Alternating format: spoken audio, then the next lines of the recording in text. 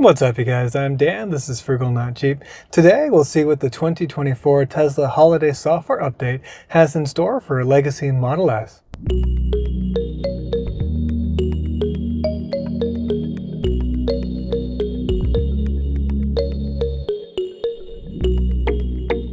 Hey guys, so I recently got Tesla Software Update 2024.44.25.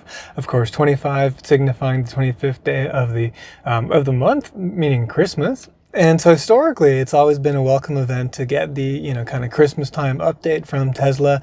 In the past, there were some pretty cool features that have come.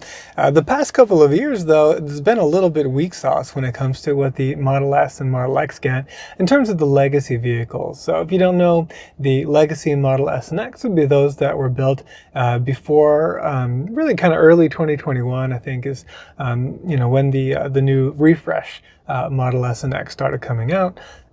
So, you could technically have a car that's only a few years old, and here we are in late 2024, and yet it would be kind of outdated in a way. The major difference, of course, is that the pre-refresh Model S and X, the so-called legacy vehicles, well, they have a portrait screen. Whereas all of the new vehicles, of course, have a landscape screen. So, it's a lot better for viewing content. And then it also allows them, because the Model 3, the Model Y, and of course now the Cybertruck as well, all have landscape screens. So they're all kind of sharing a lot of UI elements. And it takes a little bit of extra effort for Tesla to make things work for the portrait screen. So I'm kind of thinking about sort of what order to go through all of the different items that came out in this update. And I think we'll begin kind of with the, good news, kind of bad news sort of deal. Let's begin with the bad news, the stuff that we don't get on the legacy vehicles. And the first one, of course, is the Apple Watch. Now, I do think that you can get the app to kind of show what the range is on the car. It can kind of pull it, but you can't actually use the Apple Watch's Tesla app in order to initiate any actions or, even unlock the car, anything like that. Now, I do think they could certainly implement a way that would work. The fact that we have a Tesla app on our phones means you could replicate that functionality on the Apple Watch. That's kind of a no-brainer, right? Using either the watch's own cellular connection or, through Bluetooth to your cell phone that you'd have on hand, depending on which way you're using the Apple Watch. But they've chosen not to do that, so we have very limited functionality for now. Hopefully they'll expand that in the future. The next thing that we don't get is a little bit related here. We're talking still about the mobile app. And so what we don't get is the ability to view Dashcam clips from the app itself. That's something that the newer vehicles get. I don't know why, again, we can't do this on my car, but they just have decided not to implement that. So that's kind of a bummer. Coming back here to the screen, let's say I were to put in a destination here. Let's say that we're going to go over to H Mart or something like that. I don't know. Obviously here it's not very far away, but with the newer models, you'd be able to see an overlay that would have kind of a radar map of the weather that's going on out there. That unfortunately is not something that we get on the legacy vehicles. Some people were saying that this processor is not able to handle it. But if you look at the stuff that this processor is doing, and don't forget that at the same time, it's also running this screen here, it's running both, and it can run some pretty decent games. Like if we go over here and take a look at the arcade, and so, for instance, this game, the Skyforce Reloaded, the graphics are pretty intensive. It's certainly a lot more complicated than running some simple animation overlay on this screen. So I don't think that argument holds any weight, and I do wish we would get this feature. There's no reason why they couldn't implement it. Another feature that's, long time missing from here on the legacy Model S and X is the light show. The light shows are pretty cool. You can kind of see like the Model X light show works really well with the Falcon Wing doors. It really kind of looks like it's dancing. And the update now is that the cars will also use the ambient lights inside the car as part of the light show. And you can also schedule it, I think, from the mobile app in order to start at a certain time, which is really cool as well. This is another thing that legacy Model S and X could have. There are some things that they can't do, like there's no pinch sensors on the windows, so we can't use those. But we could probably open and close the liftgate. Not the front, that's not self-closing. But definitely you could use the interior speakers, even though we don't have an exterior speaker, in order to do a sufficient light show. So unfortunate that we don't have that on legacy cars. The next item that we don't get is a game. So here we are with all the different games, and we do have quite a few games. Nothing to be too upset about here. I haven't played many of these. These are kind of old school, the Missile Command and, Asteroids. Chess is great, of course. Cuphead, very difficult game. But you've got Fallout Shelter, again, that Skyforce Reloaded, which I have played. That one's fun. The Beach Buggy Racing, and then the Battle of Polytopia, which I think has been updated a bit, by the way. But what we don't get is this new game called Boomerang Fu. So I guess it's just a little bit too hard for this old Intel Atom processor to do, but the cars with the new Ryzen processor are able to do it. The next item is in controls. I don't exactly know where that would be. Probably in here or something like that.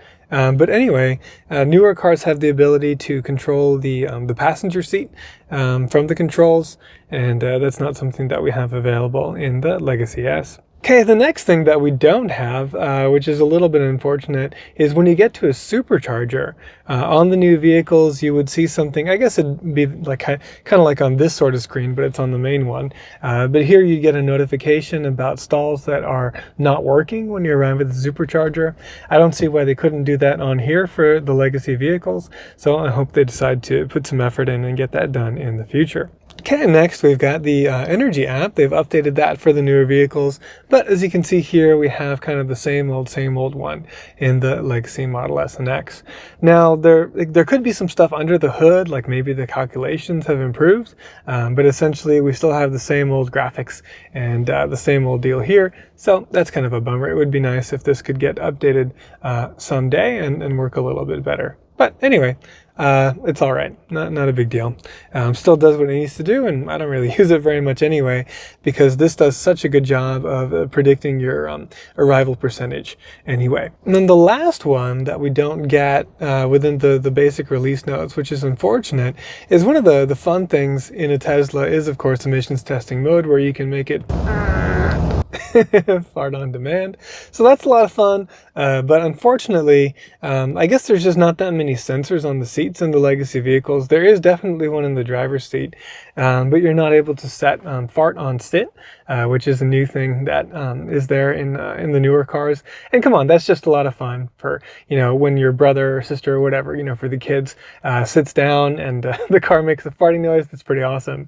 So gotta love the sense of humor that Tesla has, and I'm glad that they put that feature, even though we don't have it on this car. Now, Tesla, if there is a sensor in the passenger seat, then I do hope you bring that feature to us in the future. That would be pretty awesome. All right, so enough of all the stuff that we don't get. What about the stuff that we do get? Well, there is quite a bit, so I am generally pretty happy with this holiday update relative to the ones that we've gotten the last couple of winters. So the first one, I just put in that destination of HMart, and it's a little bit hidden behind a menu, a little in a sense. If you hit the 3 dots here for more, then we can now set the arrival energy. So this is how much battery percentage I want to have when I arrive there. And so if you're planning like a more, intense road trip, I think it's pretty cool to be able to do this. Like, let's say, I was going down to San Antonio. Well, I might want to have enough battery to drive around, last the night with Sentry mode on, and then get to a supercharger the next day. So this is going to take a lot of that stress out of there, or at least just, help make the planning a little bit more efficient in that way. So I think that's pretty cool. Okay, the next one that we can show while we're in the car, there's going to be some more stuff when we start to drive. Is going to be the some changes to the media apps, and so one of them here is in the audio section, and so let's see. It is the tune-in source. So they've kind of revamped this. Apparently there's a lot more stations, audiobooks, sports, podcasts, all kinds of stuff. So you can't really select the song that you want to play. You just select the station. But it does seem to be, pretty responsive and look pretty good. So like if I were to hit today's hits there.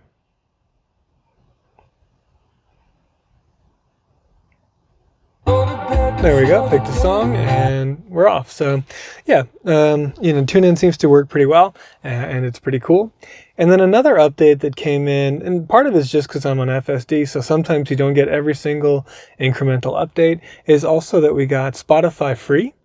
So even without a premium account, you can now have Spotify over here. So that's pretty cool. Like if I wanted to listen to a podcast that's on Spotify or something, then I could do that while I'm driving. Of course, now there's also been another addition, which is that if you were to start a video in the web browser, then once you start actually set off and driving, you're able to then have that play as audio. So this is a nice improvement in theory.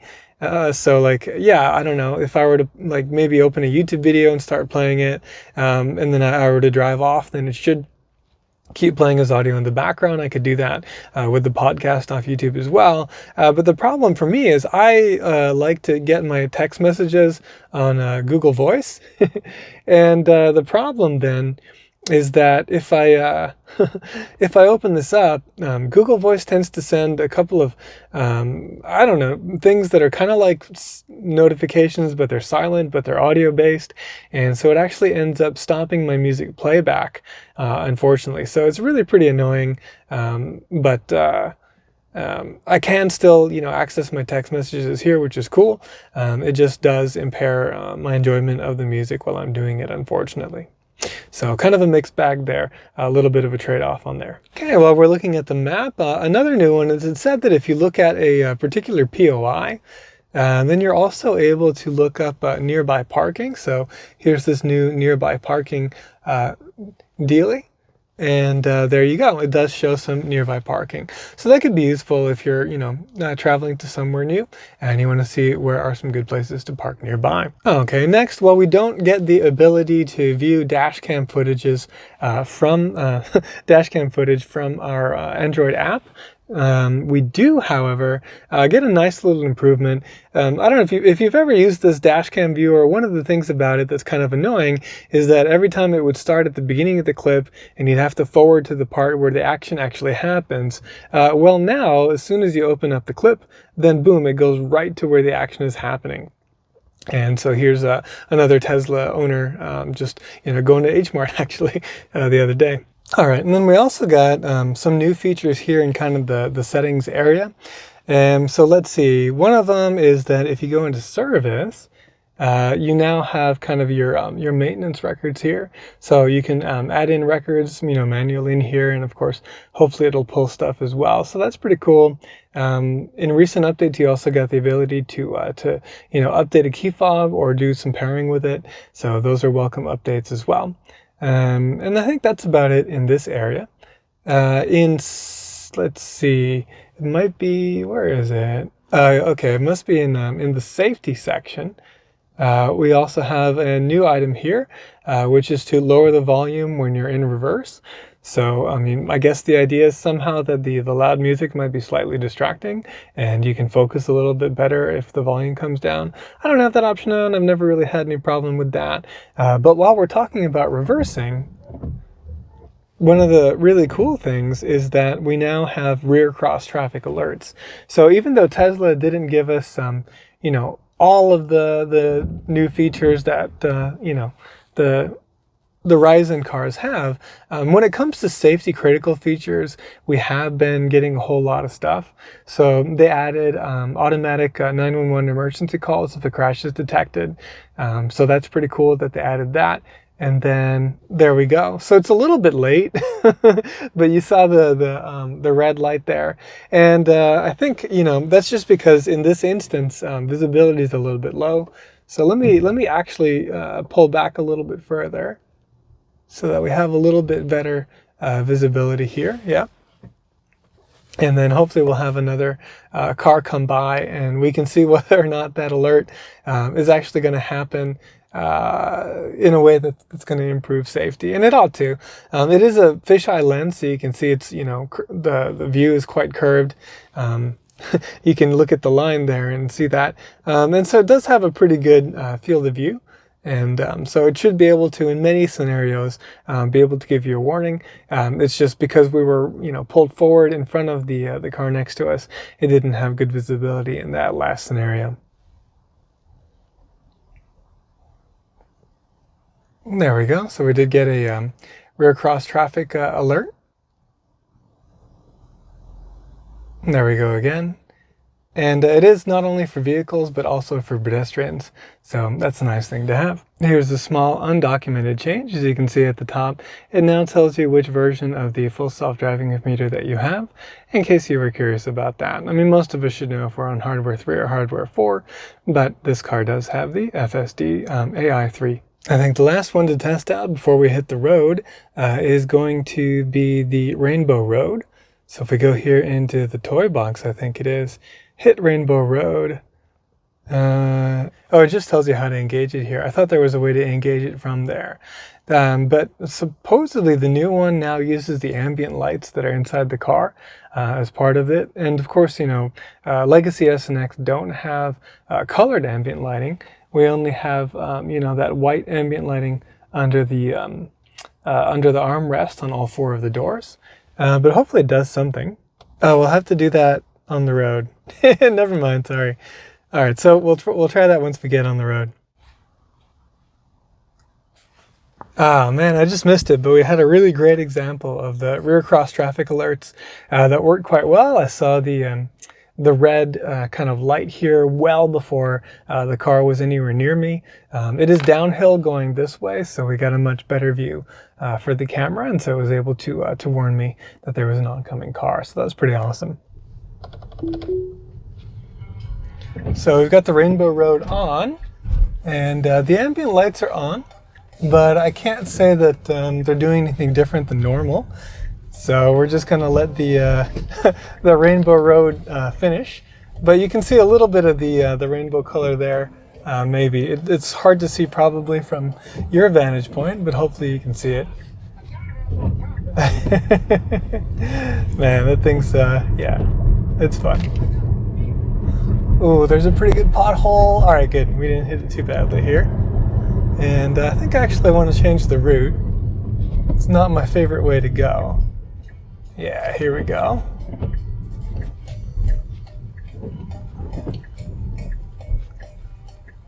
All right, so we're on the way. And one of the new features is to add a detour or add a stop along the way. So I think I want to try to add a stop, and I want to add a restaurant. And hang on, whoops. For a second there, it said, yeah, here we go. So see locations, let's hit that one. And what's supposed to happen is it's supposed to let you know how much time it adds on the trip, and it does. So look at all of these now. This is a feature that I always liked in Google Maps, is so now you can look at all of these and look, it tells you, whoops. So oops, let me get rid of that one. But it did let us know, you know, how many minutes it would add in order to get there. So that's pretty cool, actually. So let's say I wanted to hit like a coffee shop, right? So we hit the locations dealie over here, and then you can see it adds 4 minutes, adds 1 minute, yada, yada, yada. And of course, I should be paying attention at the road a little bit here, but this is kind of the reason why we've got FSD engaged, is it makes things a lot more safe because it's doing a good job. So for the next thing here, I'm actually going to hold on to the camera. And what I wanted to show you is that the voice commands are now much, much faster. Okay, hopefully we're going to slow down here because it is the school zone. And we're going way too fast for the school zone. Now I had to slow down manually. So now we're going the proper speed for the school zone. So unfortunately, FSD just doesn't have this this feature yet, but we're almost past the school zone.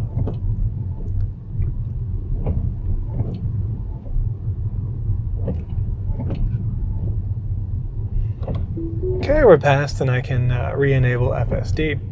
All right. So what I wanted to show you is that you know, this last update. Normally, when the update comes in, it stops about halfway through and does an integrity check before continuing on to download the second half. This last update was the first time I've noticed it break it up into 3 pieces. So this is, I think, the biggest update I've ever seen. And I suspect that there's a couple things going on in there. One of those is that the voice model is now on board. So as before, when you would put in a voice command, it would be quite slow because it would be sending the data up to the the Tesla server somewhere, and then that would interpret what the voice command actually was before coming back down. Now it is lightning quick. So if I say switch to USB, boom, it's right there.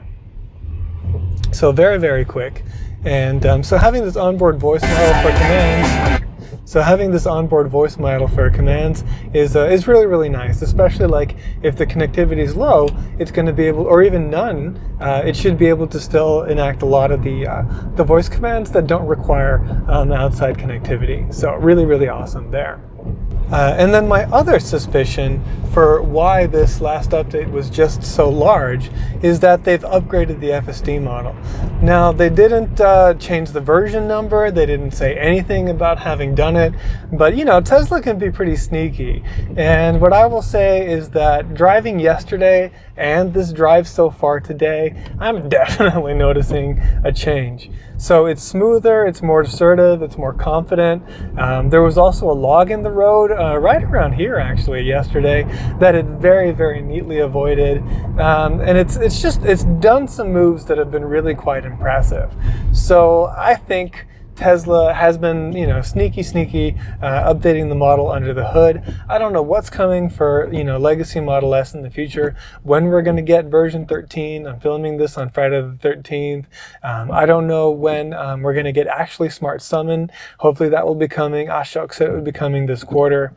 But anyway, I'm feeling pretty hopeful because we are seeing quite a lot of improvements. And again, I'm seeing the driving be a heck of a lot better the last couple of days. But, you know, to summarize, I would say that I'm really pretty happy with the 2024 holiday update for the Tesla Model S, the legacy ones.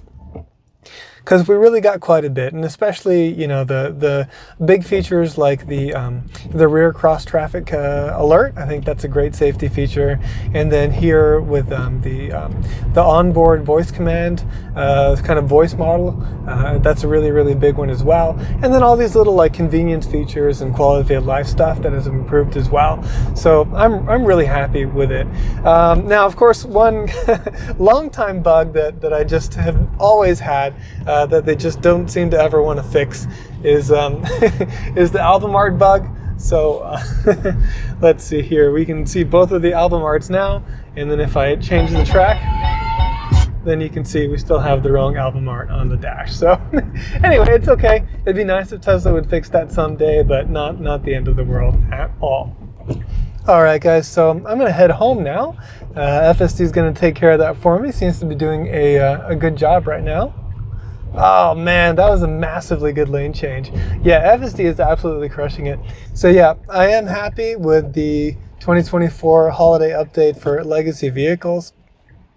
We did, you know, there's a lot of stuff that they could do that I think they should do, and hopefully we will get it in the future. But what we did get, I'm pretty happy with. So yeah, good stuff. Ooh, oh, I think we're doing it. Yeah, we're pulling a U-turn. Oh my God.